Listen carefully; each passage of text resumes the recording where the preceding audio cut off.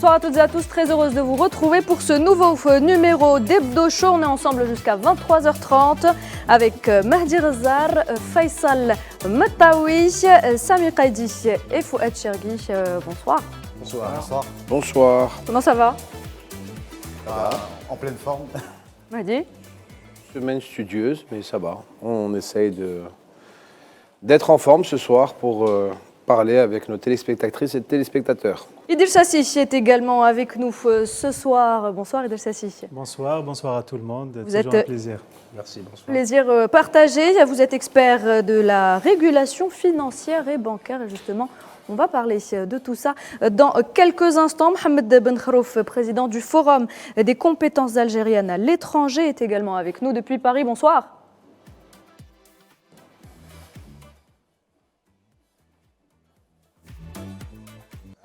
Ah, il y a un blanc. Il semblerait qu'il y ait un problème. Monsieur Ben Kharouf, est-ce que vous m'entendez? Oui, je vous entends très bien.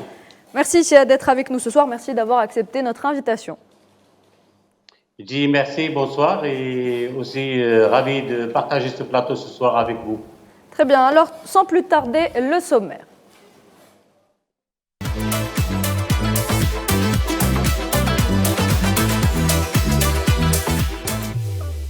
En première partie d'émission, l'actu en bref avec 5 informations qui ont marqué l'actualité donc cette semaine. Et puis notre carte diplomatique qui sera consacrée à la commémoration du 17 octobre 1961, 63 ans après les crimes, 63 ans après les cris des Algériens justement jetés dans la Seine résonnent toujours des deux côtés de la Méditerranée. On en parle justement ce soir avec notre invité Mohamed Ben Kharouf qui est président du Forum des compétences algériennes à l'étranger. Puis dans notre débat ce soir, le projet de loi de finances 2025, un sujet national qui fait beaucoup de bruit ces derniers jours, notamment avec cette volonté de l'élimination des transactions en espèces pour l'acquisition de voitures ou encore de biens immobiliers. Alors pour ou contre, les avis divergent, on le verra tout au long de l'émission. On verra pourquoi avec notre invité Idil Sassi, qui est, je le rappelle, expert de la régulation financière et bancaire.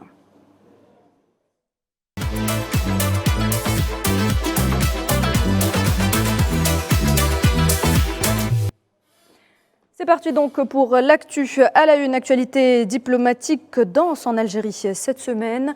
Il y a eu la présidente de la République de l'Inde, Droupadi Murmu, qui était donc à Alger. Elle a été reçue par le président de la République, M. Abdelmadjid Tebboune. Et il a été question de coopération bilatérale, de perspectives de son développement dans divers domaines, ainsi que des questions régionales et internationales d'actualité. Je vous propose justement d'écouter le président Abdelmadjid Tebboune. Il s'exprimait lors d'une conférence de presse conjointe.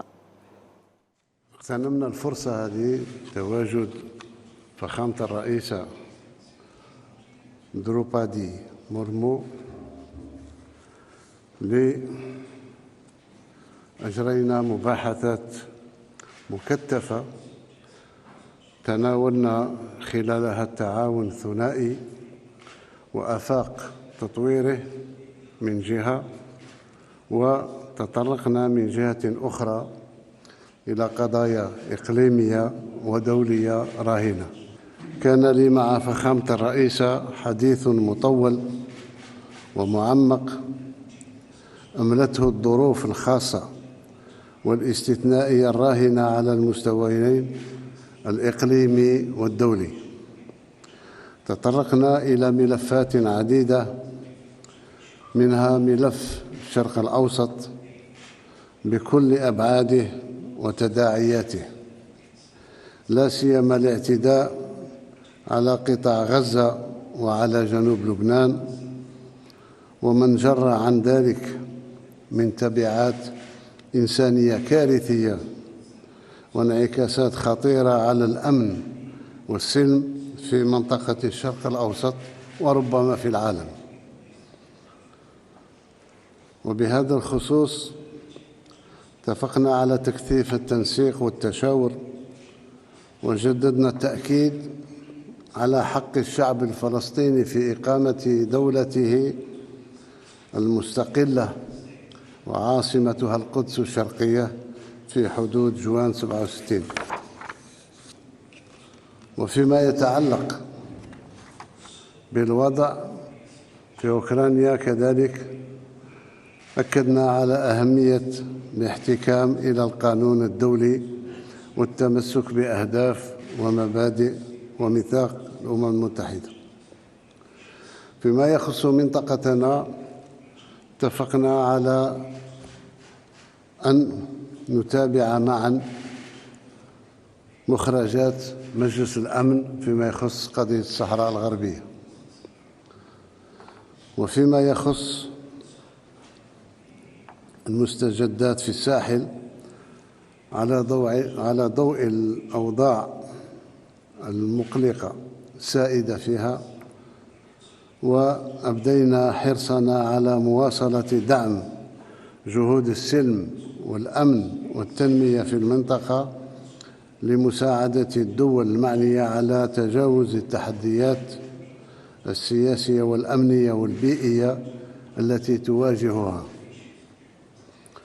وفي كل من هذه الملفات سجلنا تطابقا في وجهات النظر، واتفقنا على مواصلة الجهود المشتركة للمساهمة في استتباب الأمن والاستقرار سواء في هذه المنطقة أو في مختلف مناطق العالم التي تشهد أزمات تشكل تهديداً للسلم والأمن الدوليين. Voilà donc, c'était le président de la République, M. Abdelmadjid Tebboune. Il faisait une rétrospective des actions, de l'action diplomatique algérienne. Il est revenu sur tous les dossiers chauds de l'actualité, en commençant par l'Ukraine, le Proche et le Moyen-Orient. Et il a également évoqué les dossiers régionaux, dont le Sahel, Mahdi. Ben écoutez, l'Inde, c'est quelque chose d'assez spécial pour moi parce que mon père, en 1973, a été en poste là-bas pendant 4 ans et ma grande sœur est née à New Delhi. Donc je connais un peu l'histoire de la relation entre l'Inde et l'Algérie. Il faut savoir que l'Inde est l'un des premiers pays à avoir reconnu, 3 semaines avant l'indépendance de l'Algérie, avant le 5 juillet 62, avoir reconnu l'indépendance de l'Algérie. Donc c'est un pays qui a été pionnier dans la reconnaissance de l'État algérien en lui-même. Il faut savoir aussi que nous avons, l'Algérie et l'Inde sont 2 pays qui sont très engagés dans la lutte contre le colonialisme. D'accord ? L'Inde qui était à l'époque affiliée au Royaume-Uni avec le Commonwealth. Et il faut savoir aussi que depuis 1965, je crois que c'était la convention de Bandung, il me semble, c'est ça ? 1955, il me semble, où l'Algérie a été nommée État membre des pays non alignés. L'Algérie et l'Inde se sont énormément rapprochés. Ce sont 2 pays qui ont à peu près les mêmes visions. La présidente de l'Inde est diamétralement opposée au Premier ministre indien. Ils n'ont pas du tout la même politique et la même vision des relations. Mais on a été toujours un pays stratégique et un pays avec des relations fortes, amicales, économiques, culturelles et politiques entre ces 2 grands pays que sont l'Inde et l'Algérie. Le président du Conseil présidentiel libyen, Younes El-Menfi, était lui aussi à Alger cette semaine. Il a été reçu par Abdelmadjid Tebboune. En plus des dossiers concernant les relations bilatérales entre les 2 pays, ainsi que la situation en Libye, les 2 parties ont aussi convenu de la tenue d'un sommet tripartite Algérie, Tunisie et Libye dans un avenir proche à Tripoli. Son objectif, c'est de travailler conjointement pour protéger la sécurité des frontières communes contre les dangers et les flux de la migration irrégulière et d'autres manifestations de la criminalité organisée et de développer une approche participative du développement de ces régions. Concernant également la situation en Libye, le président de la République, Abdelmadjid Tebboune, a affirmé souhaiter la stabilité dans ce pays le plus tôt possible. Faisal Mataoui. Effectivement, parce que c'est une stabilité recherchée depuis déjà 2011.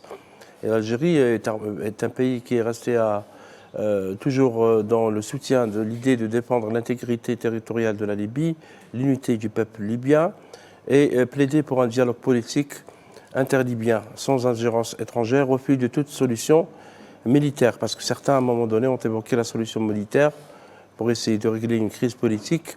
L'Algérie, comme on le voit dans l'image, reconnaît le gouvernement de Tripoli, le gouvernement avec le président du Conseil présidentiel libyen, M. Younes El-Menfi, qui ne vient pas pour la première fois en Algérie. Il a déjà visité l'Algérie au moins 3 fois.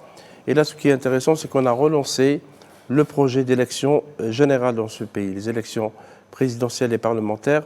Les deux chefs d'État, dans la conférence de presse conjointe, ont estimé que c'est la seule solution pour résoudre cette crise libyenne. Et ce qui est bien, c'est que l'Algérie, maintenant, d'abord, travaille dans un cadre de concertation avec les voisinages libyens. Et vous vous rappelez qu'il y a 2 ou 3 ans, l'Algérie avait organisé un sommet du voisinage libyen, Bilad al-Jiwar Libi, pour essayer de trouver une solution dans un cadre d'abord de voisinage, mais également dans un cadre africain. Et donc, le sommet aura lieu, ce n'est pas le premier, c'est le deuxième. Le président Tebboune l'a annoncé, il aura lieu à Tripoli, qui va donc réunir le président algérien, le président tunisien et le président libyen pour essayer aussi de faire avancer l'idée des élections générales en Libye, qui est une option soutenue par l'ONU et par la communauté internationale. Donc l'Algérie soutient la légalité internationale pour résoudre enfin cette crise. Ce qui est nouveau aussi, c'est que l'Algérie souhaite que la Mauritanie, qui est aussi un pays maghrébin, s'implique. La Mauritanie préside actuellement l'Union africaine. Et l'idée de trouver une solution dans un cadre africain serait la meilleure. Puisqu'il y a toujours, vous savez que la Libye est un pays qui subit beaucoup d'ingérences, beaucoup d'interventions, beaucoup de pressions, et parfois de pays arabes. Et donc, ces pressions retardent la solution politique à la crise. Maintenant, il y a des enjeux, vous l'avez dit, Nouhad, il y a des enjeux sécuritaires dans la région. Il y a beaucoup d'armes qui arrivent dans le sud libyen. Ces armes menacent tous les pays du voisinage, y compris l'Algérie, la Tunisie, le Mali, le Niger et la Mauritanie.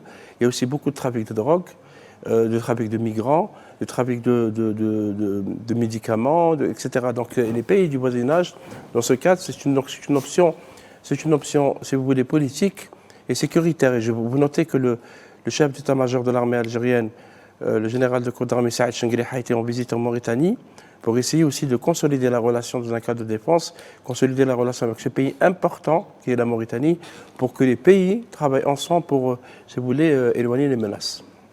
Très bien.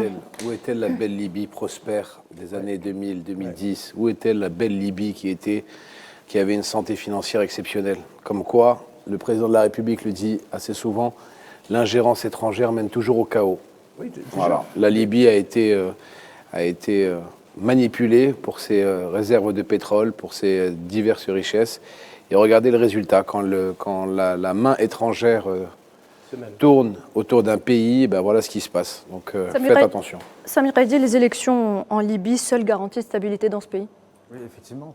Dans la mesure où la situation en Libye est aujourd'hui très dramatique, les frères libyens ont perdu, dans une certaine manière, la cohésion qui était c'est celle qui les caractérisait. Or, aujourd'hui, la seule façon de remettre en œuvre cette cohésion, cette unité de la nation libyenne ne peut passer que par des élections inclusives, donc une solution qui fait le fruit d'une solution inclusive, et remettre tous les frères libyens autour d'une table, parce que ce n'est que les Libyens qui peuvent décider souverainement de leur avenir. Bravo. Et c'est ce que l'Algérie n'a cessé de prôner. Notre pays ne s'est jamais ingéré dans les affaires d'autrui et a toujours mis l'accent sur le fait que seul ce peuple frère peut revenir sur la même table de négociation et mettre fin à plus de 10 ans d'instabilité dans ce pays qui est très proche du nôtre. Entre l'Algérie et la Libye, il y a plus que des liens d'histoire, il y a des liens de sang, il y a aussi des liens de combat. La Libye a apporté son concours lors de notre glorieuse révolution, celle du 1er novembre 1954, pour finalement que l'Algérie vive libre et indépendante. Donc on ne peut abandonner ce pays frère. Et finalement, il faut rappeler qu'en août dernier, l'Union des tribus libyennes s'était d'ailleurs félicitée et a salué l'approche algérienne et les initiatives algériennes positives pour le règlement de ce conflit qui a tant duré. Et il faut dire aussi que ce qui est assez réconfortant, c'est que l'Algérie a toujours mis en avant le fait que la douleur du peuple libyen est celle du peuple algérien, c'est-à-dire que nous vivons à l'heure de Tripoli et la Libye peut trouver en l'Algérie un partenaire et un allié fidèle. Parce qu'il faut noter que, comme l'a souligné Mahdi, le projet de diviser la Libye en deux existe toujours. On a divisé le Soudan, qui est donc au sud de la Libye, entre Soudan du Nord et Soudan du Sud, et le projet de diviser la Libye entre capitale Benghazi, donc à l'est, et Tripoli à l'ouest, il est toujours là. C'est pour ça que l'Algérie, les pays du voisinage, notamment la Tunisie et même l'Égypte, soutiennent l'idée de l'intégrité territoriale libyenne, parce que c'est important. Parce que si on divise la Libye, ça sera un effet domino dans toute la région du Maghreb. Déjà, tous les pays arabes sont déjà déstabilisés. Je ne parle pas du Liban et de la Palestine. Le Yémen, il est en crise. La Somalie, il y a un projet aussi de diviser la Somalie en deux avec le Somaliland et les autres régions. La même chose en Irak, la même chose au Mali. Il y avait un projet de diviser le Mali, le nord et le sud du Mali. Parce que le projet en cours, c'est de revoir toutes les frontières et diviser le pays pour évidemment s'accaparer des richesses. Parce que la Libye n'est pas un pays pauvre. La Libye est un pays riche en ressources naturelles. Il a une très belle côte méditerranéenne. C'est pour ça qu'il est autant désiré par les puissances étrangères. Justement, je me tourne vers l'économiste, Monsieur Idel Sassi. La Libye, ce pays est très riche et très convoité pour ses ressources. Oui, notamment le sud du pays. Certainement, la motivation de ce qui s'est passé en Libye, derrière, il y a toujours des intérêts, des lobbies, et puis revenir à la légitimité au peuple libyen qui doit prendre son destin en main va gêner des intérêts. Demain, avoir une décision économique indépendante, comme nous le sommes maintenant, ça peut gêner. Donc, les gens préfèrent, entre guillemets, négocier avec des partenaires en position de faiblesse. Donc, plus on provoque le chaos devant. D'ailleurs, il y a eu une crise de la Banque centrale libyenne, et c'est pour arriver pétrole contre nourriture. Donc, c'est le cas en Irak. Exactement. Donc, ça va dans les intérêts de X. Donc, de toutes les façons, les Libyens doivent se prendre en charge. J'ai vu la catastrophe naturelle, les inondations, a fait rapprocher l'Est et l'Ouest. Ils ont compris réellement qu'ils ne trouveront que leurs frères. Donc, il y a eu beaucoup de personnes, de commentateurs de l'Est, qui étaient contre l'Ouest en tout cas, et qui se sont remis en cause parce qu'ils ont vu réellement qu'ils étaient un seul peuple et que réellement ils ne trouveront personne d'autre que leurs frères, quoi. Voilà. Non, il faut revenir de toute façon à la genèse de l'histoire, à l'assassinat programmé de Muammar Kadhafi par les puissances étrangères. Il y a une question qui se pose. Où sont les grandes puissances qui ont attaqué la Libye à l'époque? Où se cachent-ils? Sur quel programme ils sont partis, sur quelle base, sur quelle preuve ils sont partis attaquer un pays souverain comme la Libye avec des F-16 où ils sont partis détruire pour tout prendre là-bas? Vous savez, la compagnie pétrolière libyenne était l'une des compagnies pétrolières les plus puissantes au monde. Au monde. La Libye était un pays prospère.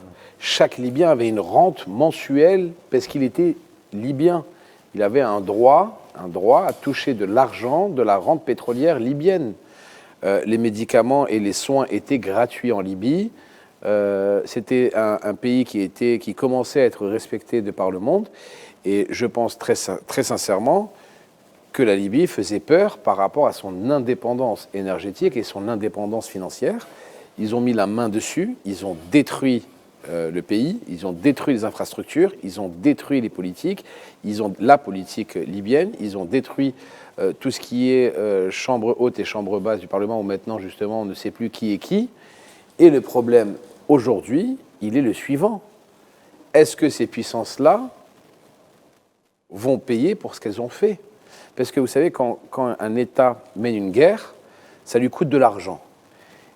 Et ils récupèrent leur argent et ils gagnent de l'argent en reconstruisant le pays. C'est comme ça qu'une armée, un État gagne de l'argent, c'est quand il détruit un pays, qu'il le reconstruit, il envoie ses grandes sociétés pour reconstruire le pays. Malheureusement, on ne peut rien reconstruire parce que c'est un chaos intersidéral en Libye actuellement. Kadhafi, c'est pire, c'est un peu pire, parce que le projet de Kadhafi de la Banque africaine, c'est ce qui a réellement déclenché. Ce qui a réellement déclenché l'assassinat de Kadhafi, c'est que... C'est l'indépendance de l'Afrique? Pas du tout. C'est que... La Banque africaine n'a rien à voir avec ça? Le FMA, le C'est Fonds qu'il monétaire africain. il avait les preuves d'avoir soudoyé un président de la Ve République française. Oui, Nicolas Sarkozy. Voilà ce qui a causé la mort de Muammar Kadhafi. Voilà ce qui a causé la mort de Muammar Kadhafi. Il n'y a aucune autre raison. Il avait une politique Il a ambitieuse menacé aussi en à Afrique. l'époque le président Sarkozy de dévoiler les preuves de l'octroi de 50 millions d'euros d'aide, de corruption Son élection. pour le soutien à son élection présidentielle de 2007. Mais il y a une Et affaire- là, Il est tu penses que ça part devenu du jour au lendemain, parce qu'il faut... Vous savez, les gens ont la mémoire courte, mais Kadhafi, un an avant, a eu le culot et l'audace, parce que moi j'appelle plus de l'audace que du culot, de placer sa tente avec ses Amazones en plein cœur de Paris, sur invitation de 3 jours du président Sarkozy, en 2007 exactement. Juste après l'élection de Nicolas Sarkozy, ça a été l'un des premiers chefs d'État à être reçu en visite d'État en France. Et il a placé sa tente dans les jardins du Luxembourg. Ouais. Donc quelle audace! Et quelques mois après, des F-16 ou des comment ils s'appellent, les Mirages, des Mirages ou des Rafales, des Rafales, pardon, d'assaut, oui, c'est Rafale exactement. Des Rafales sont partis détruire la Libye sur ordre direct du président Sarkozy. Donc, il faut savoir se poser les bonnes questions. Est-ce que le président Kadhafi, qui, qu'on le veuille ou pas, était aimé de son peuple, d'accord? Il y avait des gens qui étaient pour, il y avait des gens qui étaient contre. Attention, je n'oublie en rien ce qui a été fait de mal, mais une grande partie de la population appréciait son président. Il vivait beaucoup mieux que dans l'état où est-ce qu'ils sont actuellement. D'accord? Si vous faites demain un sondage des Libyens, est-ce que vous préférez la Libye de 2024 ou la Libye de 2010?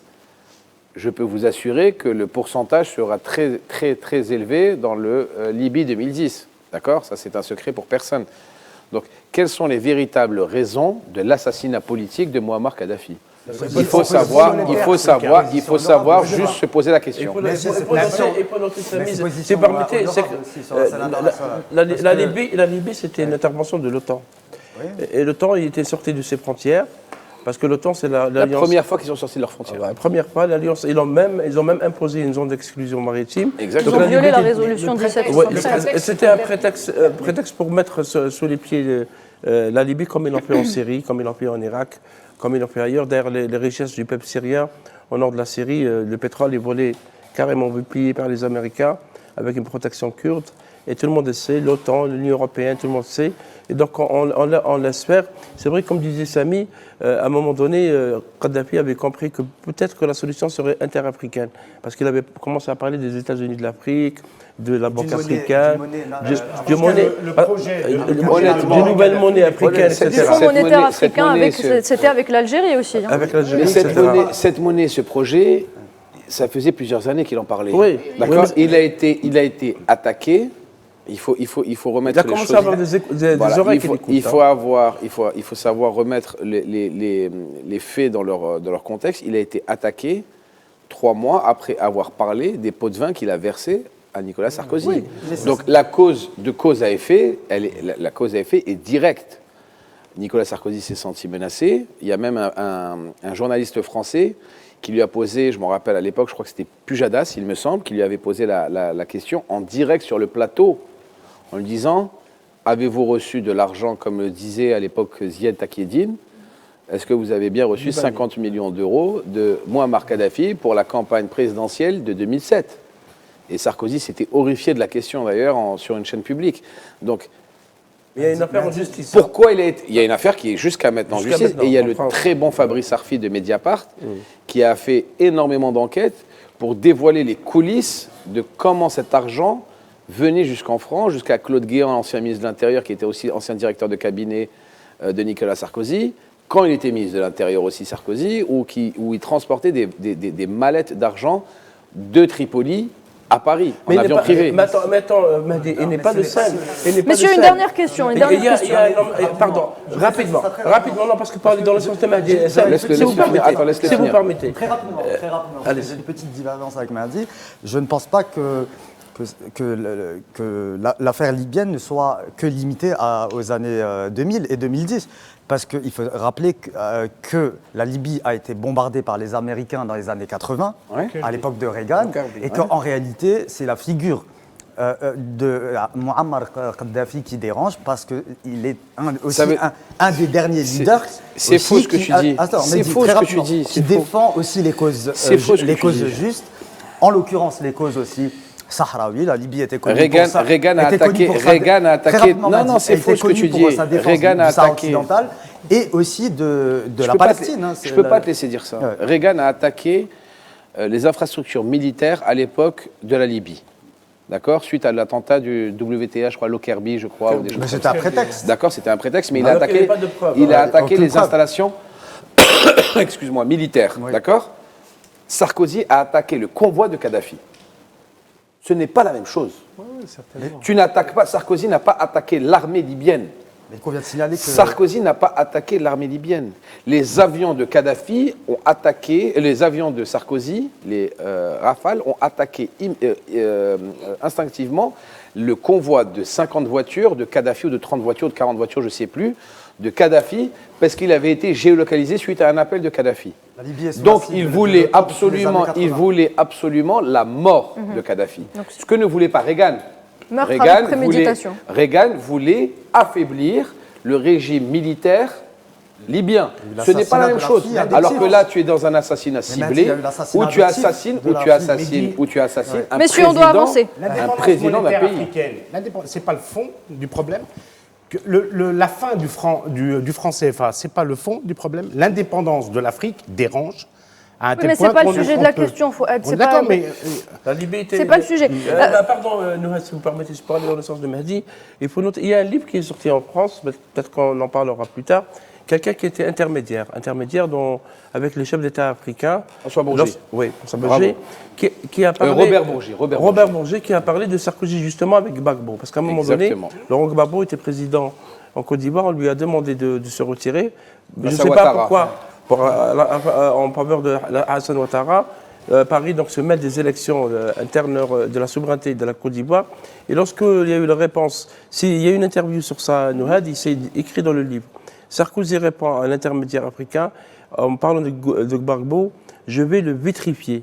Et vous vous rappelez comment Gbagbo a été arrêté dans une chambre d'hôtel avec le tricot de peau, etc., pour l'humilier. Par qui Donc, Par qui il a c'était été Sarkozy. C'était Sarkozy qui avait En appelé. 2011, il a été 2011. arrêté en 2011. Ouattara est passé. Oui. Il est resté 7 ans en prison. Il a été jugé par la Cour pénale internationale, qui a ensuite innocenté Innocenté, oui. Laurent Gbagbo. C'était une manière de le punir Donc, innocenté un président de la République qui a été arrêté par une force étrangère dans son pays. dans son propre pays. Et oui. tout va bien, Madame la Marquise. parce que le dossier était vide. Faisal Posez-vous Matawi, des Il a été questions. arrêté avec Sauf sa que femme. Kadhafi n'a pas eu cette chance. Faisal Kadhafi, Matawi. il ne le voulait pas vivant. Il le Avant voulait de, mort. avant de lancer la pub, Faisal Matawi, pourquoi est-ce qu'on n'arrive pas aujourd'hui à organiser des élections en Libye? Pourquoi est-ce qu'il y a cette volonté d'empêcher une solution démocratique dans Il y a le eu pays? beaucoup de processus pour justement accélérer cette machine électorale. Il y a eu la rencontre de Berlin à laquelle le président Abdelmajid Tebboune a assisté. L'Algérie a assisté à cette réunion parce que la communauté internationale considère l'Algérie comme un partenaire important, fiable, qui peut aider à trouver une solution. Et stratégique. Et stratégique aussi. Nous avons 900 km de frontières aussi terrestres avec la Libye. Et il y a beaucoup d'interventions, d'interventions étrangères de beaucoup de pays. Il y a un homme qui s'appelle Khalifa Haftar, qui s'est autoproclamé maréchal et chef de l'armée libyenne. Alors Qui est un dealer de drogue. Et qui n'est pas. Donc il n'y a pas. Qui est maréchal dans la drogue. C'est tout. Il est juste maréchal dans la drogue, pas dans l'armée. Quelqu'un qui a été donc avec la CIA, ça c'est écrit, c'est établi, documenté, y compris par la presse américaine. Ce n'est pas une invention. Qui a des relations avec les Émirats arabes unis et avec d'autres pays et qui est là pour empêcher toute solution à une solution politique. Parce qu'il est là, on pense avancer dans ce pays. Et le même Khalifa Haftar, il a fait bouger ses troupes vers les frontières algériennes, vers le sud algérien. Que cherche-t-il cet homme? Donc il y a des pressions Par qui est étrangères subventionné qui Haftar? veulent- Par il- qui il- Posez-vous il y a la les question. Américains, Qui les paye Émirats Haftar? Qui Beaucoup donne de les monde. moyens logistiques à Haftar? Beaucoup de monde. Qui donne l'argent à Haftar? Qui donne les moyens militaires à Haftar? Posez-vous la question. Principalement les Ces gens-là sont téléguidés Oui. pour diviser la Libye et pour attaquer ses voisins. Dites-vous une chose, c'est que vous avez 2 clans en Libye et que Saïf el-Islam, je crois son fils, c'est ça, Saïf, qui est sorti de prison, qui a été jugé, qui est sorti de prison, a une énorme cote de popularité en Libye. Et que le cauchemar de toutes ces personnes qui ont soutenu militairement, financièrement et techniquement le pseudo-maréchal Haftar, leur cauchemar, c'est que Saïf el-Islam soit élu président de la République libyenne. Donc, attention au retour de bâton. L'histoire nous dira qui a fait quoi, mais ne croyez pas que le vendeur de drogue qui se nomme maréchal Haftar, parce que c'est un vendeur de drogue à haute quantité, d'accord. Il ne vit que de ça, il se fournit de ça pour subventionner ses armes. Donc faites attention, l'histoire le dira, mais je mettrai moi une pièce pour que la Libye redevienne la grande Libye avec des personnes de compétences uniquement libyens. Ça va être Très bien. compliqué. La suite du débat dans quelques instants.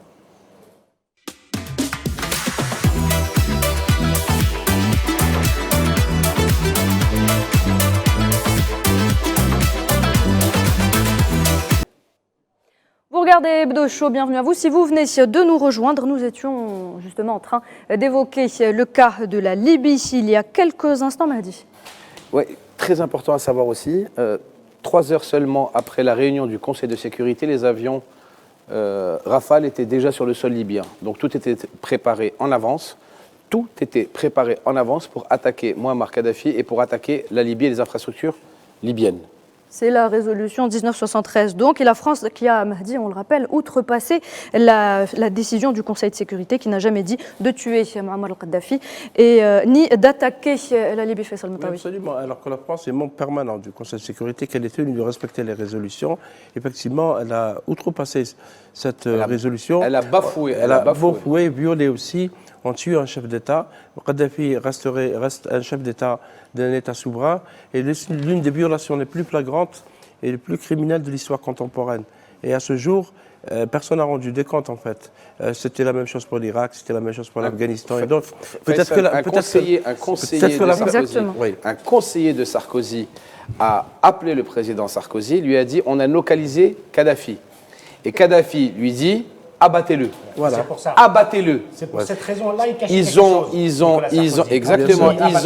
ont abattu le convoi de Kadhafi et ensuite pour lui se laver les mains de ça, il a donné le président Kadhafi à la milice rebelle libyenne qui l'a abattu. Qu'il a lynché. Qu'il a lynché et qu'il l'a abattu en direct devant des millions de personnes et filmé, sur vidéo. Et filmé. Assassinat filmé. Donc voilà. Très bien, messieurs.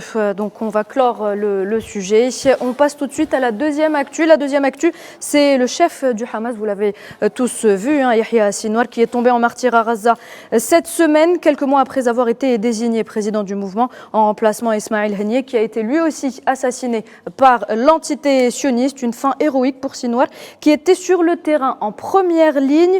Elle vient, cette fin, brouiller les cartes de tout le monde et briser la propagande sioniste, Mahdi, qui affirmé qu'il se cachait dans des tunnels entourés de prisonniers utilisés comme boucliers humains.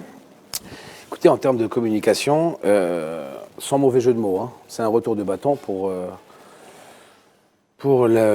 l'armée, on va dire, d'après eux, l'armée la plus morale du monde, d'accord. C'est les Israéliens qui disent qu'elle est morale. Hein. C'est pour ça que j'ai dit entre guillemets. Tu m'as Bon, bien compris. Les guillemets, voilà. Les guillemets, c'est ironique.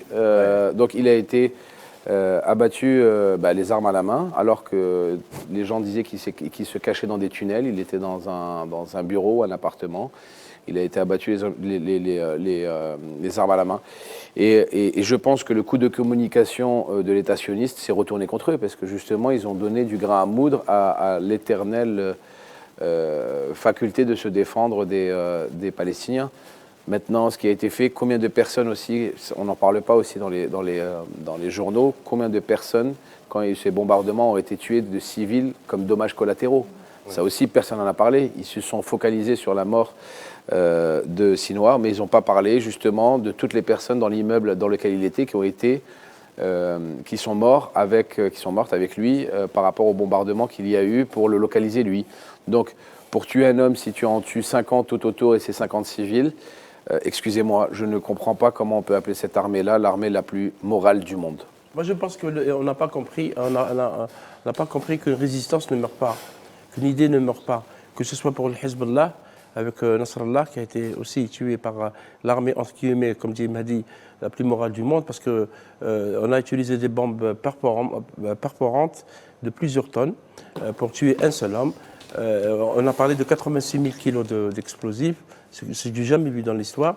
La même chose pour Sinwar, parce que Yahya Sinwar, c'est considéré comme un objectif stratégique. On a dit que l'un des objectifs stratégiques, entre guillemets, pour donner Netanyahou, c'est de tuer Yahya Sinwar, de débarrasser, selon lui, de Gaza de la résistance de Hamas. Et donc, théoriquement, la guerre est terminée. On suit cette logique. Mais il se trouve que les bombardements passent sur Sinwar. Et Sinwar, effectivement, est mort les armes en main. La vidéo sur sa présence dans cette maison qui a fait le tour du monde a beaucoup fait mal à la propagande militaire israélienne. Exactement. Et vous savez que les soldats qui ont filmé et qui ont diffusé la vidéo ont été emprisonnés. Ça veut dire que ça a cassé toute la propagande qui a été développée pendant des mois pour dire que Sinwar est un lâche, entre guillemets, parce qu'il se cachait dans les tunnels et qu'il laissait ses combattants seuls. Donc ça a cassé ça. Et en même temps, maintenant, est-ce que, en même temps, après l'assassinat, parce qu'il s'agit d'un assassinat, entre guillemets, vous aurez remarqué que les États occidentaux, les anciennes puissances coloniales, les anciens empires coloniaux ont tous salué la mort de Sinwar, comme si c'était la fin de la guerre, oubliant le combat du peuple palestinien pour ses droits depuis 1948, depuis la Nekba. Le même jour, hier, avant-hier, et ces derniers jours, on a bombardé les camps de Jabalia et de Rafah, où il y a des morts chaque jour. C'est des camps de réfugiés, des gens qui sont allés se réfugier, se protéger, et c'est des civils qui sont tués. Est-ce que ces civils sont un danger pour un État aussi armé, un État nucléaire? Parce qu'il faut noter qu'Israël est une puissance nucléaire.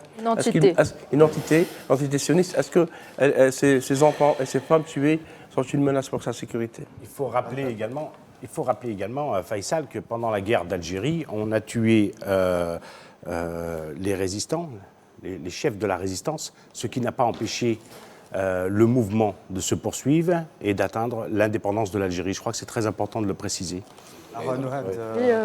Samy ? Je voulais juste apporter une petite clarification à Faisal. Donc ce n'est pas une guerre, mais une agression, c'est une agression, barbare d'une entité extrémiste, fanatique, agression contre des civils, sauvage, qui a fait, en l'occurrence, d'un texte religieux, une guerre génocidaire, Samy. Une guerre génocidaire d'une entité extrémiste, fondamentaliste, qui a décidé de faire d'un texte religieux un cadastre. Ça, c'est important de le rappeler. Yahya Sinwar est tombé à 62 ans en martyr sur le champ d'honneur, au champ d'honneur, pardon.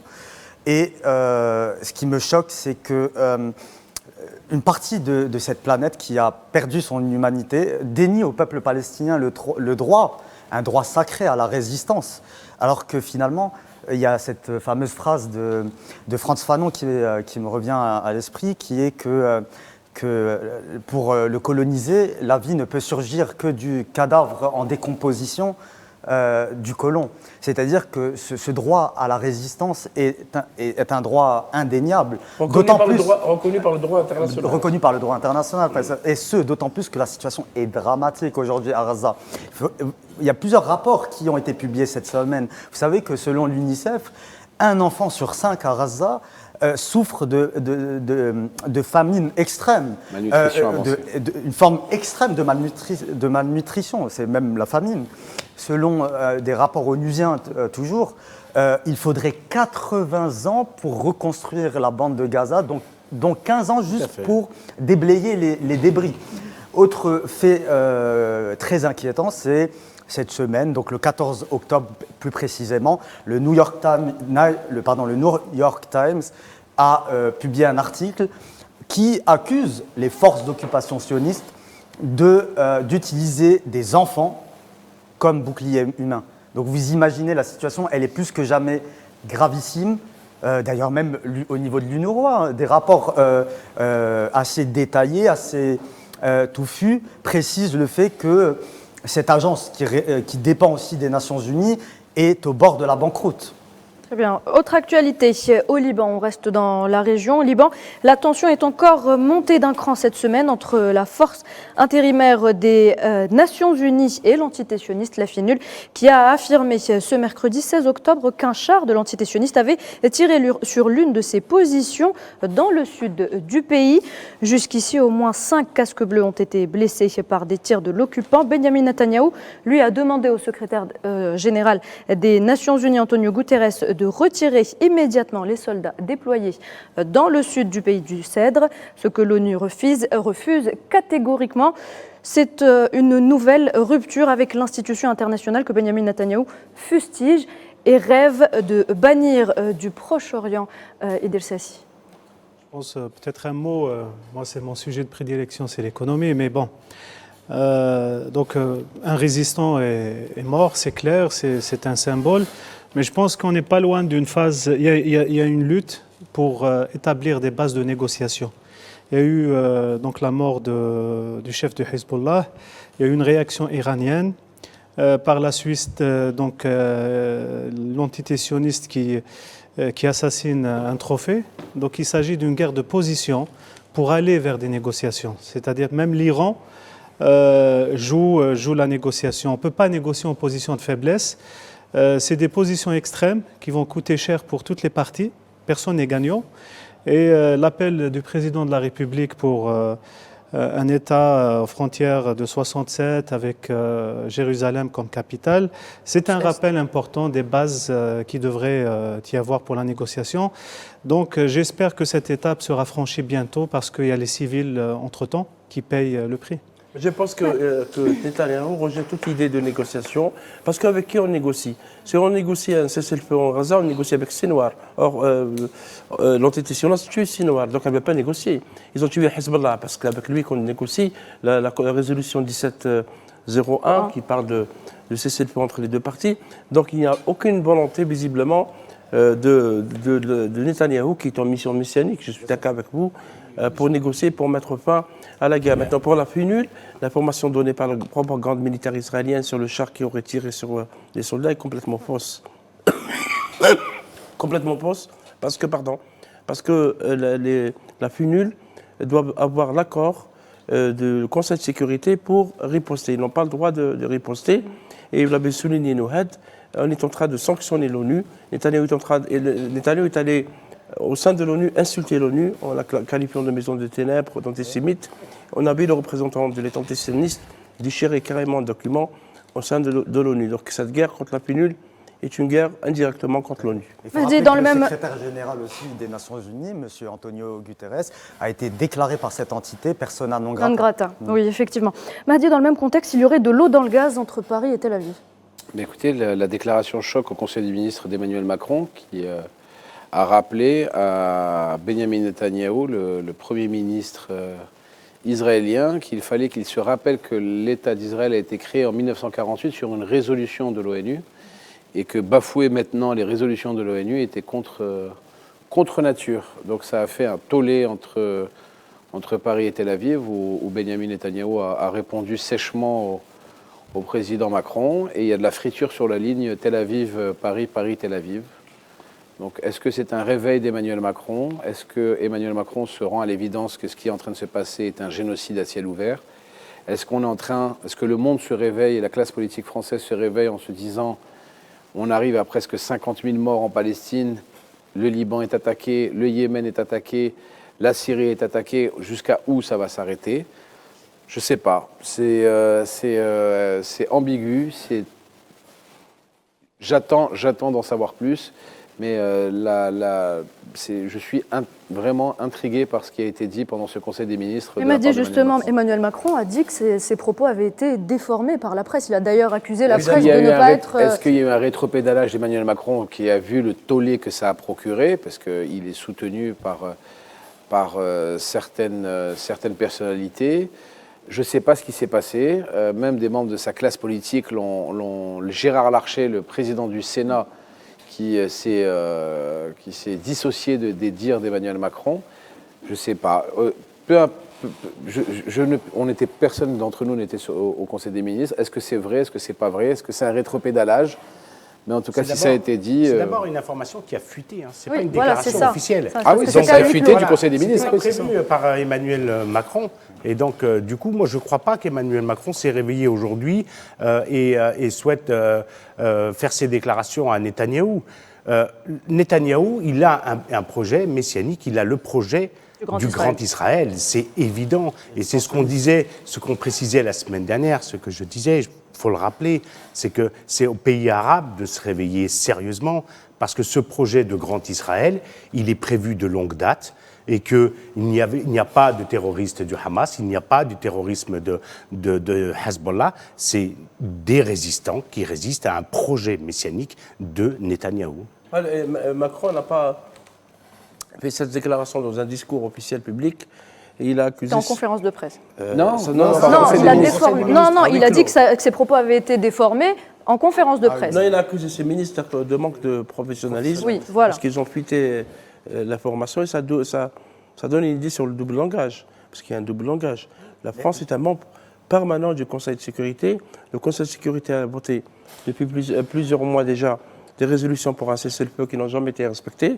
La responsabilité de la France et de tous les membres permanents est justement de faire respecter cette résolution, ce qui n'a pas été fait. 33 000 résolutions, 33 000 résolutions sur le Liban qui n'ont pas été respectées. Oui, non, Israël est antisémionniste. Elle a été concernée par au moins 120 résolutions depuis 1948 qui n'a pas respecté. Maintenant, peut-être l'évolution qu'il y a, donc ça froid entre guillemets entre Paris et Tel Aviv, c'est le fait que la France veut limiter la vente d'armes à Israël parce qu'elle emboîte le pas à la Grande-Bretagne et aussi à d'autres pays où il y a tout un débat pour justement limiter les ventes d'armes, mais je pense que c'est un peu trop tard parce qu'après 42 000 morts, 100 000 blessés, plus de 10 000 disparus et des milliers d'enfants tués, c'est un peu tard. Il fallait peut-être limiter l'armement à l'époque où Israël a commencé à agresser le peuple palestinien. En Grèce, un conteneur en Grèce, il a été bloqué, un conteneur d'armes a été bloqué par des dockers. Oui. Et ça, il faut le dire.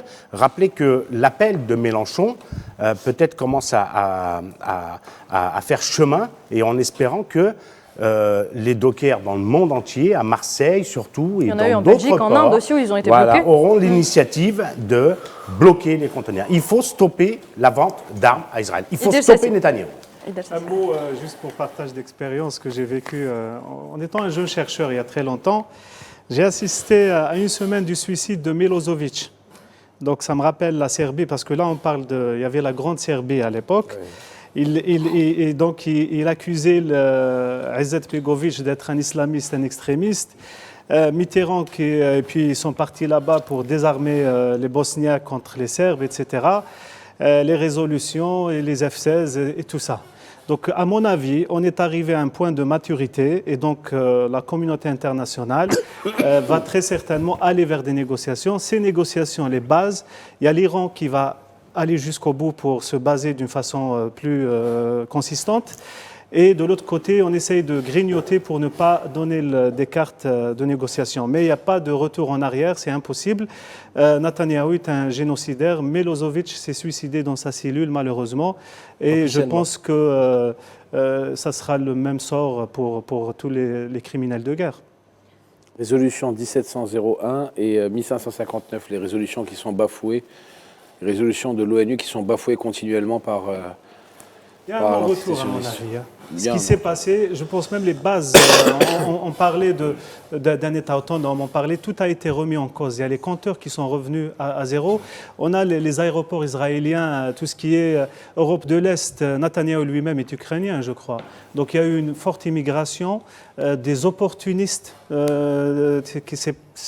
qui sont venus en Israël depuis l'éclatement de l'Union soviétique et qui commencent à retourner chez eux. Donc il y a un vrai mouvement. Après, quel serait le plan de paix réel ? On verra, l'histoire nous le dira, mais en tout cas, il n'y a pas de retour en arrière. N'oubliez pas ce qu'a dit Benjamin Netanyahou. N'oubliez pas ce qu'a dit Benjamin Netanyahou. Une phrase lourde de sens. Il a dit « Israël peut créer ou peut frapper partout dans le monde ». Oui. Partout dans le monde. C'est une menace non voilée, sans mauvais jeu de mots. Quand tu as le Premier ministre d'une entité génocidaire qui te dit « je peux frapper là où je veux, partout dans le monde », excusez-moi, la seule puissance qui est dans son périmètre direct qui lui pose problème, c'est l'Iran. Si Netanyahou, attention, l'Iran surtout, parce que si Netanyahou aurait eu la possibilité de frapper l'Iran sans avoir peur de représailles... Incessamment, on annonce une frappe sur l'Iran incessamment. Je pense qu'il a peur de représailles très conséquentes de l'Iran, qui savent comme quoi ce n'est pas des rigolos. D'accord, et qu'ils ne se laisseront pas faire et qu'ils sont bien organisés. Et c'est ce qui l'empêche justement d'aller frontalement face à l'Iran, comme est-ce qu'il a fait au Liban ou en Palestine, malheureusement. Alors, Mahdi, une minute avant la pub. Attendez, pardon, Samy, une minute avant la pub. Pardon, Fouad, je dois poser une question à Mahdi Rezar. Mahdi Rezar, la France a-t-elle peur, selon vous, de perdre ses intérêts au Moyen-Orient très rapidement, une minute avant la pub? La France a toujours peur de perdre tout ce qu'elle a partout dans le monde. Il ne faut pas oublier une chose, c'est que la France a perdu l'Afrique. La France a littéralement, la France a perdu l'Afrique. Une très grande partie de l'Afrique. Ouais. Une très grande partie de l'Afrique. Et la France travaille et gagne de l'argent énormément avec ses anciens pays colonisés ou ses anciennes, on va dire, provinces dans le monde. Le Liban, la France gagnait beaucoup d'argent parce qu'elle prêtait énormément d'argent au Liban avec des taux d'intérêt qui étaient très importants. Maintenant, la France a perdu le Liban parce que le Liban est pratiquement un pays à reconstruire complètement, d'accord? Donc, est-ce qu'elle a peur de ses intérêts au Moyen-Orient? C'est une évidence. C'est une évidence. Pas respecté par ses alliés. C'est une évidence. Très bien, merci. On revient tout de suite.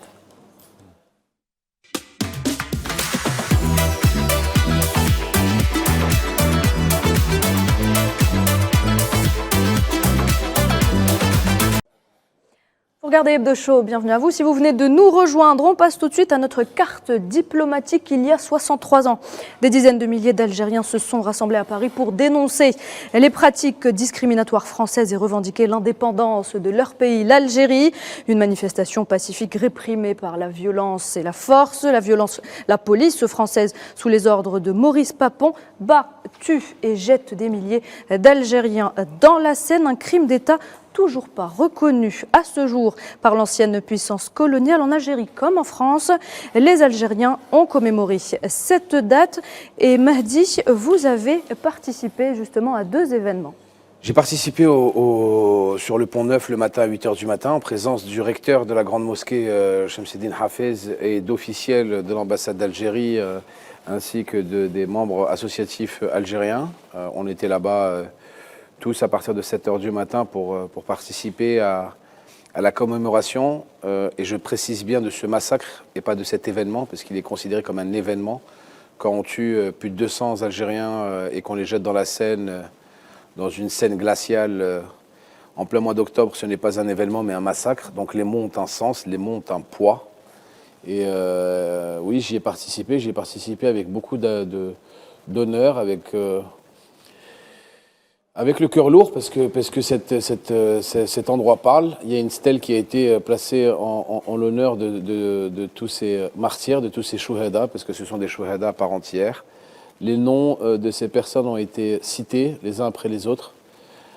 C'était très émouvant. C'était quelque chose de poignant. On a senti tout au long des différentes minutes qui sont passées beaucoup d'émotions. Et je peux vous dire que quand vous sortez de là-bas, vous réfléchissez vraiment à ce qu'ont subi les Algériens ce 17 octobre 1961. Et c'était dur, mais il fallait être présent. Et ensuite, le soir, à 18h, on a été se recueillir au niveau de la Stèle à Nanterre, qui est une ville symbolique de l'immigration, à 18h, en présence du maire de Nanterre et d'officiels de sénateurs, et des députés, même des députés algériens qui se sont déplacés. Et voilà, aussi beaucoup d'émotions, une foule très nombreuse d'Algériens et d'Algériennes connus ou inconnus, mais qui tenaient à être présents pour partager ce moment tragique qui a eu lieu le 17 octobre 1961. Voilà. On va justement du côté de Paris, où l'on retrouve Mohamed Benkhrouf. Mohamed Benkhrouf, est-ce que vous m'entendez ? Oui, très bien. Rebonsoir à tous. Rebonsoir à vous également. Alors, vous étiez, vous aussi, donc présent à ces événements, à ces cérémonies de commémoration du 17 octobre 1961.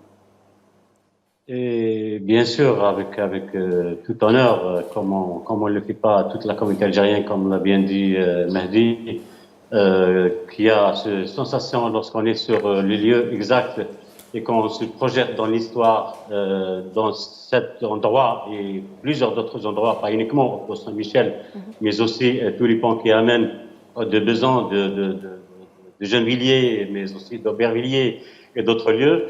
Je tiens juste à aller dans le sens où est parti Mahdi, que cette année, il y a ces commémorations qui ont été faites dans 23 villes françaises.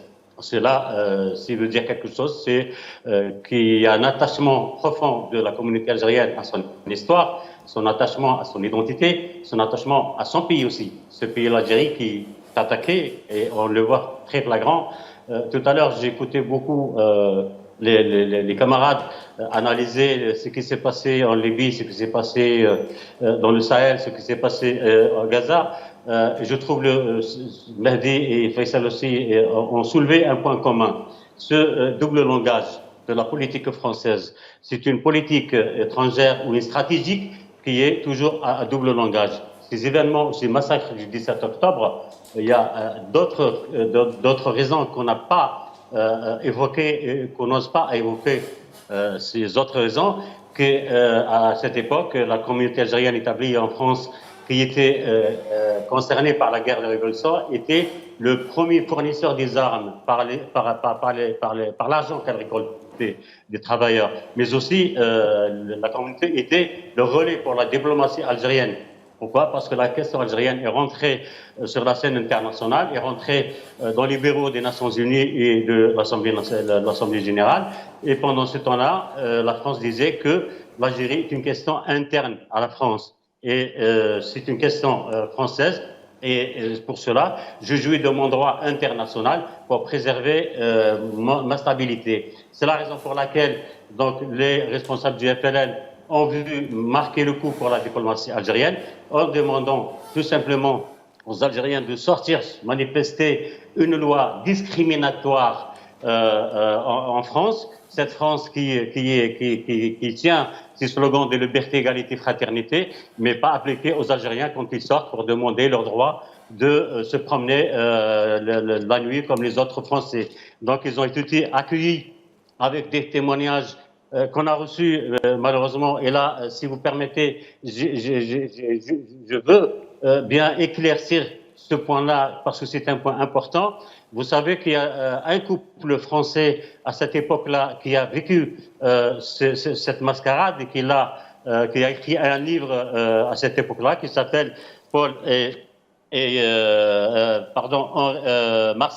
Marcel et Paulette Péju. Et ce livre-là était interdit. Il était interdit et donc une bonne partie de l'histoire était cachée aux Français même. C'est pas dans les autres villes, mais à l'intérieur de Paris même. Donc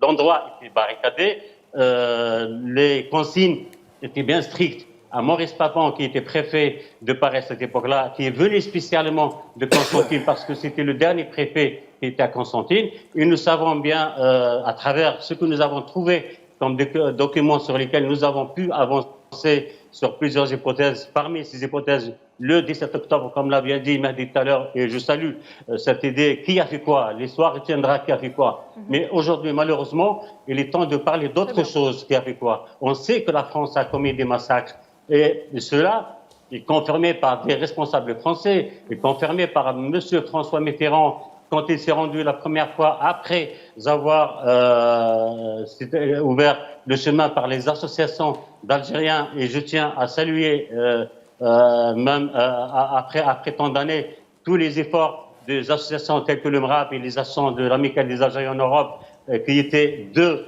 piliers à cette époque-là. Et bien, ces mouvements ont été suivis par d'autres présidents. Je tiens à souligner aussi la position de Jacques Chirac, qui a visité le lieu plusieurs fois et qui est même venu visiter l'Algérie et qui est parti en Algérie avec l'idée de reconnaître ces massacres, pas uniquement ces massacres, mais d'autres massacres aussi. La page de la mémoire et de l'histoire ne doit pas rester un obstacle entre l'Algérie et la France. Et cela, peu de Français qui l'ont compris. En revanche, une bonne partie des Français, et c'est laquelle qui gêne aujourd'hui cette vraie relation d'amitié et de reconnaissance des massacres de France en Algérie, sur les massacres du 17 octobre. Je reviendrai ici pour détailler quelques éléments, mais aussi d'autres massacres, les massacres de Raguel, les massacres aussi qui ont été commis depuis 1830. Très bien, donc, merci. Cette reconnaissance pèse lourd sur la France. C'est la raison pour laquelle, à l'intérieur de la France aujourd'hui, il y a une bonne partie qui croit toujours et qu'on continue toujours à croire de cette idée coloniale de la France envers les autres. C'est la raison pour laquelle le collègue, le cher camarade Tola, il a dit que la France a perdu beaucoup de pays africains. Elle a perdu son influence, pas uniquement en Afrique. Elle a perdu son influence dans le monde entier. Pourquoi? Parce que cette France, elle a perdu sa moralité, sa vraie moralité. Et cette moralité qui est rappelée aujourd'hui par deux personnes, deux figures emblématiques de la politique française. Mohamed Ben Khorouf, je dois passer aux autres personnes qui sont avec moi sur le plateau aussi. Excusez-moi de vous couper. Très bien. Fouad Chergui, peut-on parler aujourd'hui de crime colonial raciste et de déni mémoriel en France? Tout à fait. Tout à fait. Et on peut remarquer sur les images, là, que la maire de Paris, Madame Hidalgo, ne dépose pas la gerbe de fleurs. Ce qui n'est pas coutume. Ce qui n'est pas coutume. Je dis bien ce qui n'est pas coutume. Elle ne se déplace même pas. Elle ne dépose pas cette gerbe de fleurs. Et comme le rappelle notre invité, notre intervenant, il faut évoquer la question des Algériens de France et de tous les mouvements qui ont suivi l'après-indépendance, l'après-61 également, de l'amicale des Algériens, mais bien plus tard, les mobilisations qui ont systématiquement été torpillées par l'administration française. Je dis bien torpillées par l'administration française, et c'est très important d'en parler. Quand vous allez en France, quand on commémore le 61, il y a très peu de gens des quartiers populaires qui se déplacent. On retrouve 80% de la communauté algérienne dans ces quartiers. Très peu de gens. Pourquoi? Pourquoi est-ce que cette communauté-là ne se déplace pas? Tous les mouvements qui se sont créés depuis l'indépendance, tous les mouvements qui sont créés ont été des mouvements qui ont été torpillés par l'administration et qui ont été totalement éclatés. On peut reprendre celui de la grande mobilisation de la marche de 1983, par exemple, qui était complètement, les Algériens, il faut le dire, les Algériens étaient totalement divisés sur cette question-là. Quand vous prenez les propos d'Azouz Begag, par exemple, qui deviendra plus tard ministre à l'égalité des chances, Azouz Begag parlait de la marche des merguez. C'est très important de préciser ces choses-là. La communauté algérienne n'a jamais été unie pour créer cette force face à la politique française. Ce qui fait qu'une Hidalgo va faire un déni de mémoire. Jamais les Algériens ne se sont mobilisés de manière sérieuse, massivement et concrètement. C'est aussi grâce au président de la République, c'est Abdelmajid Tebboune, qui a décrété aussi la journée de l'émigration, où, comme vous avez pu tous le constater dans toutes les institutions publiques, il y a eu des commémorations et une minute de silence qui a été instaurée. Il y a aussi quelque chose qui est très important et que pas beaucoup de personnes ne parlent, c'est que l'émigration a été placée au devant de la scène. En 1961, c'est l'émigration qui a aidé à l'époque le FLN avec la participation, avec les collectes de devises du franc français pour justement aider, payer et donner des moyens aux moudjahidines qui étaient en Algérie pour acheter des vivres, pour acheter des armes, pour se défendre et pour justement battre l'empire colonial qui était la France de l'époque. Le président de la République a remis...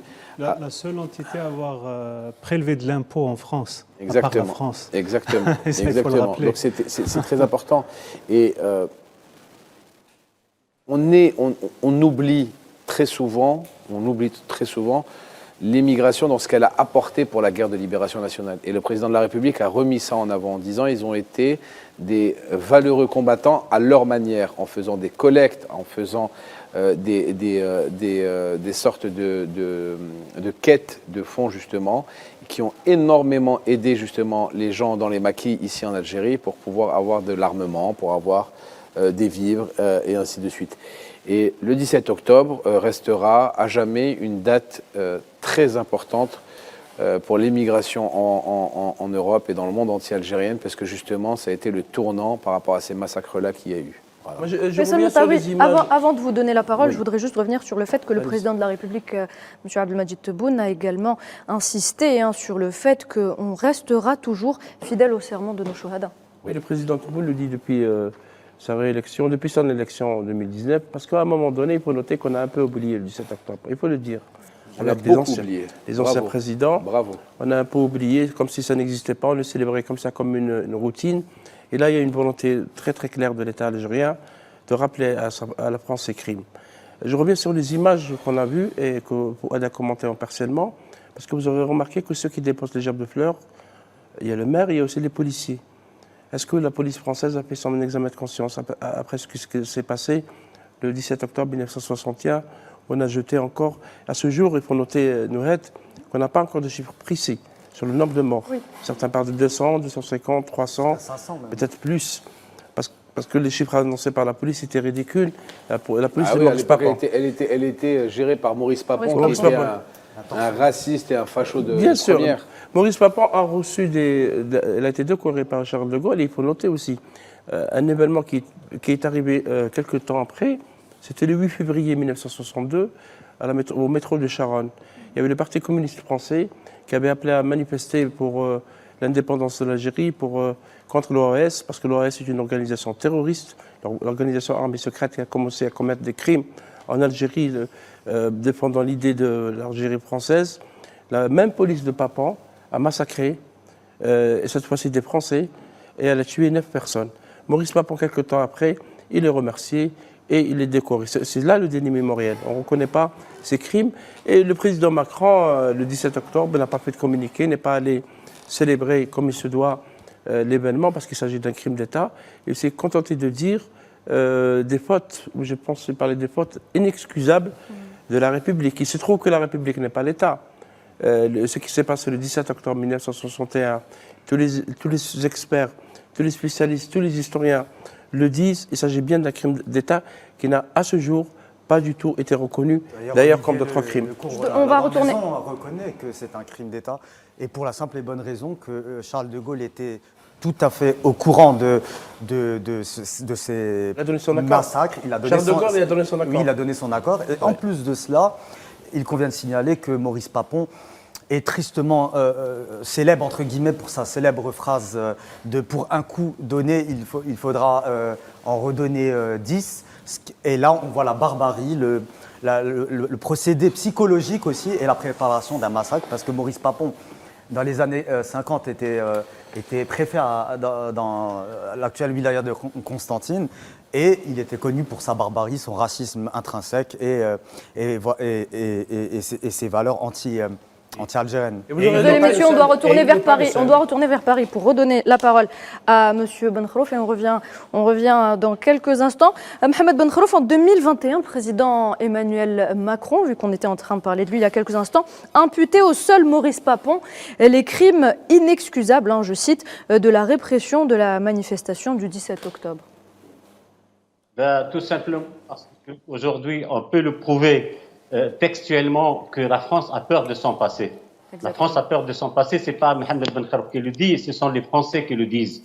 C'est Jean-Luc Einaudi. Jean-Luc Einaudi est un Français libre qui a voulu mettre toute la lumière sur les massacres du 17 octobre. Et on en a profité de l'occasion pour montrer certaines atrocités. Je peux vous imaginer d'écrire deux. Avant-hier, on a assisté à une projection au Centre culturel algérien sur ce film-là. Et lui, il a un livre qui est interdit en France, qui s'appelle La bataille de Paris, dans lequel il décrit comment la police française a eu des consignes strictes. Et cette police, on l'a fait venir la veille du 17 octobre, c'est-à-dire le 16 octobre, des villes françaises qui ne connaissent pas Paris. Ils ont comme seule consigne, c'est de massacrer tout Algérien. Et la scène qui m'a été rapportée hier, qui m'a vraiment blessé à fond, pas une seule, mais il y en a d'autres. Il y a le premier jour, c'était des hommes. On leur posait la question. On disait à l'Algérien, est-ce que vous savez nager? Et s'il répond par naïveté, oui, je sais nager, ils lui font retirer sa ceinture de pantalon, ils lui menottent les mains et les pieds derrière, ils le jettent dans la Seine. Mais c'est par miracle. Il réussit à sortir de l'autre côté, et ils le reprennent et le jettent encore une deuxième fois. Donc les chiffres aujourd'hui, selon Jean-Luc Einaudi, varient entre 300 et 400, et c'est le seul qui a réussi à rentrer au musée des archives, parce que la plupart des archives concernant ces massacres ont été détruits au commissariat de Paris, ont été détruits à la préfecture de Paris. Il reste encore une petite partie qui est bien conservée, qui est gardée top secret. Avant, on avait peut-être la possibilité, nous chercheurs ou journalistes, ou bien sûr des personnalités qualifiées, aujourd'hui personne n'a le droit d'aller consulter même ces archives. Donc ça reflète que la France est divisée, la France a honte de son passé, la France officielle bien sûr. Il y a des déclarations qui sont faites par-ci, par-là, par certains présidents, mais il n'y a pas une reconnaissance officielle de l'implication de l'État français. Maurice Papon, oui, est un préfet, mais le préfet, il est sous ordre du ministre de l'Intérieur, qui était à cette époque-là, et qui était sous les ordres du Premier ministre, qui était Debré, qui était sous les ordres du général de Gaulle. Et voilà, donc il y a un cheminement des responsabilités qui est fait, mais quand on arrive à analyser les choses et à donner à la justice les arguments, on n'a pas justement les preuves formelles que ces instances sont appliquées. Très bien, merci Mohamed Benkhrouf. Je rappelle que vous êtes président du Forum des compétences algériennes à l'étranger. Merci d'avoir été avec nous ce soir. Et on passe tout de suite au débat du moment.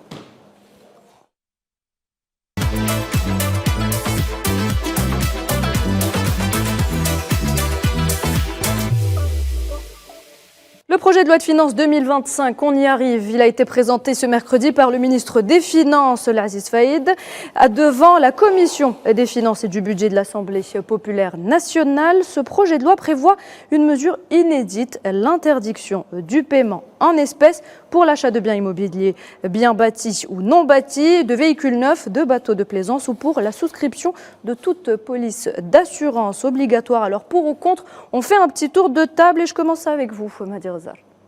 Pour à 1000 fois pour. Samy ? Moi, je dirais pour parce que ça permet de lutter contre le blanchiment d'argent, contre aussi, dans une certaine mesure, l'informel, et ça permet d'apporter une traçabilité. Donc, lorsque vous achetez un véhicule, il y a la preuve que X a vendu à Y le véhicule. Donc, c'est une traçabilité qui est positive. Très bien. Fouad Sassi, pour ou contre ? Ça va être difficile. Ça va être difficile de changer les habitudes, mais oui, effectivement, pour. Effectivement. Fouad Chergui, j'ai dit Fouad Sassi, excusez-moi. Faisal Mataoui. Oui, je ne suis pas économiste. Je pense que c'est un peu compliqué de mettre en œuvre, mais je suis d'accord que je serais pour. Parce qu'il s'agit d'absorber la masse monétaire qui circule sur le marché. Il y a beaucoup d'argent qui circule sur le marché. Ça pèse sur l'inflation, sur d'autres. Il y a un économiste qui peut peut-être dire...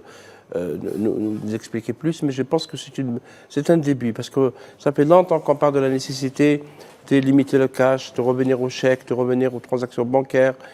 Ça aide à la transparence, ça aide à mieux contrôler les marchés, surtout le marché des véhicules.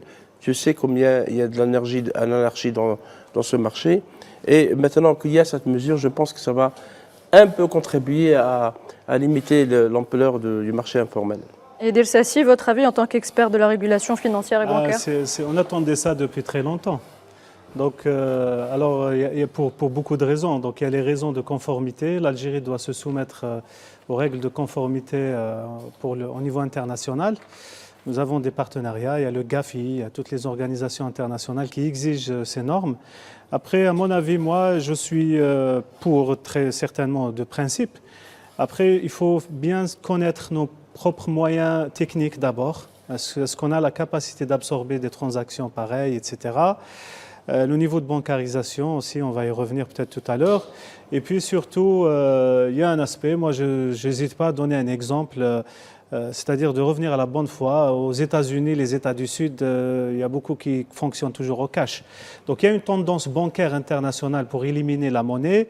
Donc le revers de la médaille, c'est un petit peu perverse, on va dire. Donc que l'Algérien moyen puisse continuer à gérer un peu de cash pour des raisons culturelles ou autres, il faut prendre ça en considération. C'est-à-dire qu'il ne faut pas que ce soit des décisions radicales qui risquent de perturber l'objectif principal qui est d'absorber le marché informel et donc de pouvoir sécuriser, en tout cas, les gens n'ont pas, personne n'a envie de traîner des valises de cash pour acheter une maison ou autre. C'est clair, tout le monde est d'accord, mais le phasing, il doit être bien réfléchi et puis techniquement derrière, il faut qu'on soit prêt. Techniquement. Est-ce qu'on est prêt, justement ?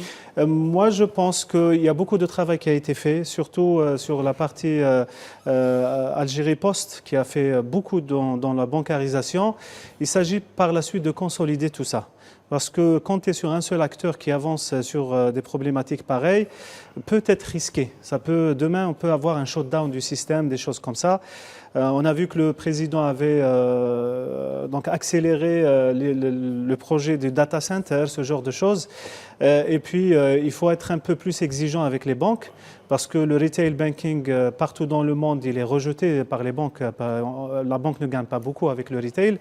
Donc, il faut un petit peu donner de l'aide pour le réseau bancaire pour absorber, encourager l'ouverture du réseau bancaire, faciliter les agréments, permettre à des acteurs nouveaux de rentrer sur le marché. Et sensibiliser les Algériens, tout simplement. Sensibiliser, et quand on est sûr qu'on est arrivé à maturité, l'imposer courageusement, comme j'ai vu ça. C'est une décision courageuse qu'on salue, définitivement.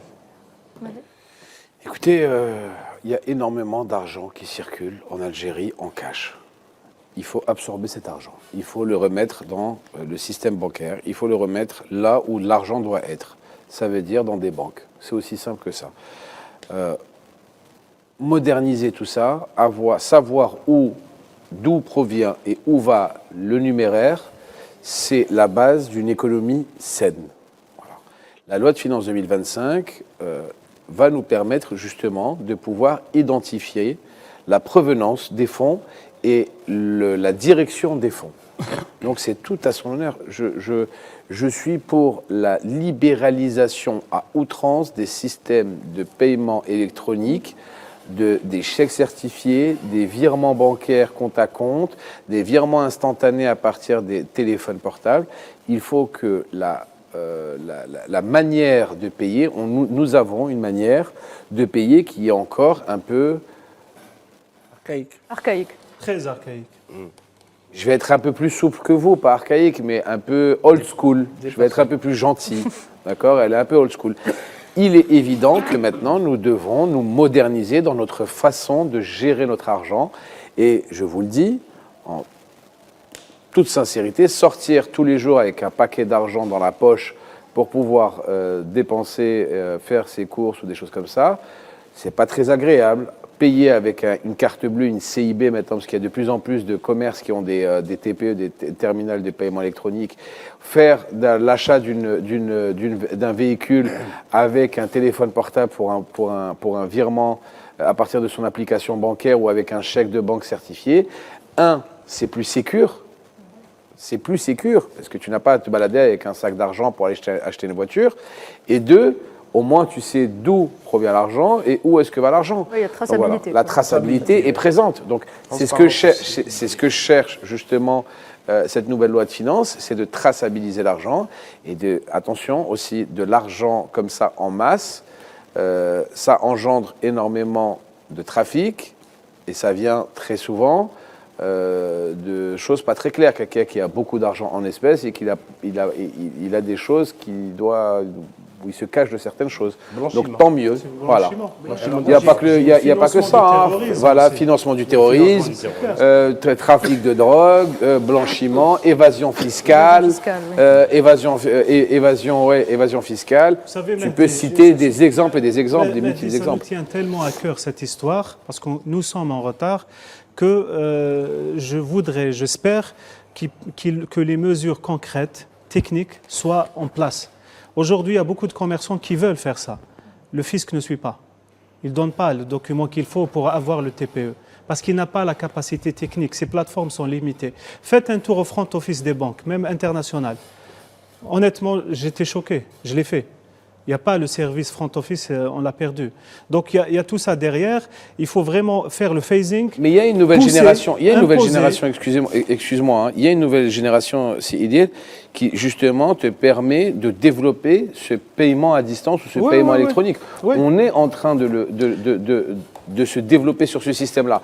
Maintenant, attention, je sais très bien, je ne suis pas un lapin de 6 semaines, je sais très bien que ça prend du temps, que c'est compliqué, qu'il va y avoir des obstacles, mais qu'on va réussir. Aussi, mais par exemple, comme l'a si bien dit Faisal, quand tu achètes une voiture, et Dieu seul sait que l'Algérie est un marché en plein essor dans le domaine de l'automobile, quand tu vas acheter une voiture et que tu viens avec un sac d'argent, je préfère que tu viennes avec moi, avec un chèque de banque. Ouais. C'est beaucoup plus c'est sécure, c'est beaucoup plus propre. c'est beaucoup plus fluide. Après, compter de l'argent comme ça en masse, tu comprends ce que je dis? Si tu me donnes un chèque de banque certifié, eh ben moi, je serai beaucoup plus content et beaucoup plus rassuré que d'avoir un gros sac d'argent où je dois me mettre dans un bureau ou chez moi pour le compter. Tu comprends ce que je veux dire? Donc, il faut que les mentalités changent. C'est pas qu'une question. En fait, on a toujours. D'où la sensibilisation de laquelle je parlais tout à l'heure avec. Exactement. Avec on a toujours, on met tout toujours sur le rôle de l'État. C'est l'État qui doit faire, c'est l'État qui doit faire, c'est l'État, c'est l'État, c'est l'État, c'est l'État, c'est l'État. Nous ne sommes pas en URSS. C'est aussi le citoyen à se moderniser. C'est aussi à nous, concitoyennes et concitoyens, à se dire. Il faut que nous vivions dans le monde dans lequel nous sommes. Ça veut dire un monde moderne. C'est fini. Maintenant, avec un téléphone, tu peux faire un virement instantané. Avec un téléphone, tu peux payer sur Internet des articles que tu dois commander. Avec un téléphone, tu peux aller au restaurant et payer ton addition. Non, nous, on a encore cette manie d'avoir de l'argent. Tu sors. Non, il faut que les mentalités changent. C'est aussi une question de mentalité. Est-ce que la confiance, moi je pense aux personnes qui ont encore de l'argent sous le matelas, comme on dit, de l'argent sous le matelas. Comment gagner cette confiance-là? C'est difficile pour quelqu'un d'avoir l'habitude d'avoir du cash chez lui. La confiance envers les banques n'est pas encore acquise. Alors, par contre, ça, je t'arrête tout de suite. Non, ça, je t'arrête tout de suite. Alors ça, je t'arrête tout de suite. Depuis 1962, il y a eu une banque qui a fait faillite en Algérie, c'est la Khalifa Bank. Combien de banques aux États-Unis? Cependant, 165. Non, mais donc, excusez-moi, temps mort. Non, ça, c'est un contre-exemple. Non, ça, par contre, ça, c'est une ineptie totale. D'accord? Parce que tu me dis que l'Algérie n'a pas confiance en ses banques, alors que toutes les banques dépendent de la Banque d'Algérie et qui ont un agrément de la Banque d'Algérie, et qu'en Algérie, il y a la Khalifa Bank qui a coulé, ce qui a fait des ravages, alors qu'aux États-Unis, en 15 ans, il y a plus de 160 établissements bancaires qui ont coulé, où les Américains ont perdu des milliards et des milliards de dollars. Et on rappelle qu'on a une monnaie souveraine et on a une monnaie souveraine, on n'a pas de dette extérieure. Donc, excuse-moi, ne me dis pas que l'Algérie n'a pas confiance en ses banques. Moi, je suis désolé, je dépose de l'argent à la BDL, à la BNA, au CPA, à la BADR, je dors, mais les yeux fermés. Je sais très bien que je vais pas, que mon argent ne va pas partir. Mais attends, c'est pas de ça dont je parlais. C'est pas de ça. Edel Sassi, oui, allez-y, Edel Sassi. À un moment, tu vois, ça c'est encore. Attendez, laissez juste l'invité répondre. On n'a pas confiance en notre système bancaire. Excusez-moi, on a fait une faillite en 70 ans. Les États-Unis en ont fait 162 et c'est nous qui on n'a pas confiance en notre système bancaire. Arrêtez. Je disais que c'est courageux. C'est l'histoire de la ceinture de sécurité. On ne la porte pas, on trouve toutes les excuses. Un jour, on a dit, dorénavant, on met la ceinture et tout le monde met la ceinture. Au début, on a eu du mal, puis après, la décision, c'est ça. On s'est habitué. Ce dont j'ai peur, cette réforme est tellement importante. Il faut mettre les moyens qu'il faut, il faut y aller comme il se doit. Sinon, on risque encore de la rater. J'ai vécu, j'en ai vu. C'est un projet qui a déjà été initié dans le passé. Oui. Et ça n'a pas réussi. Il faut qu'on soit plus pragmatique. On parle de confiance, valeur refuge, devise, or, il y a un problème de confiance. Bon, donc est-ce que la banque offre un taux d'intérêt intéressant? Bon, ça, c'est des questions après qui vont venir. Mais disons que techniquement, aujourd'hui, je vous le dis, fisc, banque, il faut vraiment y aller, sinon on risque d'avoir des problèmes de shutdown, de ce genre de queue devant les guichets bancaires, et on ne veut pas en avoir encore. Moi, je ne veux pas que l'Algérien, je ne veux pas que l'Algérien, à chaque fois qu'on veut moderniser, changer les mentalités, on se cache derrière l'État. C'est à nous, excuse-moi, c'est à nous, interminable devant la poste pour les retraités. Exactement. Pourquoi? C'est à nous, parce que justement, il y a des files d'attente devant les banques parce que tout le monde utilise du cash. Alors qu'il y a des CIB. Voilà. Pourquoi il n'y a pas de banque? Pourquoi il n'y a pas de file d'attente en France? Pourquoi il n'y a pas de file d'attente aux États-Unis? Parce que les gens utilisent des moyens de la... Mais maintenant, on a tous autour de la table, je pense, des cartes CIB, des cartes de paiement électronique. Oui. J'en suis sûr que 90% d'entre nous ne les utilisent jamais. Moi, je paye avec. Parce qu'on veut du cash. Bah, tu fais partie des 10%. Mais on aime bien avoir du cash. Il faut changer les mentalités. C'est aussi simple que ça. Toutes les supérettes maintenant prennent les CIB. Les stations d'essence Naftal prennent les cartes. Mais excusez-moi, payons, vivons avec notre époque, vivons dans notre année. On est en 2024, vivons comme des gens en 2024. Arrêtons de vivre comme des gens en 1980. Par rapport à la c'est confiance fou. aux banques, je suis d'accord avec vous, mais il y a C'est fou quand même. parfois des considérations religieuses qui font que les gens ne vont pas vers les banques à cause de l'usure, riba.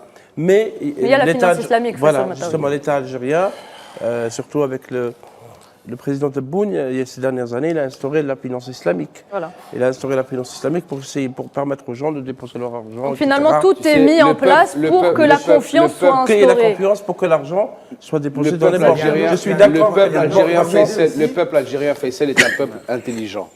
D'accord? On a toujours été un peuple intelligent. Tu leur expliques les choses, il faut juste qu'il y ait une volonté de changement de mentalité. Techniquement, Le cash, On arrive à la fin de l'émission. le cash Je suis désolée de clore le débat. Le cash en Europe ou aux États-Unis, le cash en Europe, aux États-Unis et en Asie est en train de disparaître. Est en train de disparaître le cash. D'accord? Il faut qu'il. Mais le cash ne doit pas disparaître. C'est bon, messieurs. Non, mais c'est il est bon. en train de disparaître. très brièvement. Il faut Non, ça y est, on n'a nous pas le temps. On n'a plus le temps. On n'a plus le temps. qu'on change On en de parlera mentalité. tout à l'heure. C'est bon, messieurs. Bah, écoutez, merci pour ce débat très riche. Nous reviendrons la semaine prochaine pour d'autres débats encore plus intéressants. Oui, encore plus intéressants que celui-là. Donc, à très bientôt, mesdames et messieurs. Idel Sassi, merci d'avoir été avec nous ce soir. J'espère avoir le plaisir de vous avoir avec nous une autre fois. Au revoir.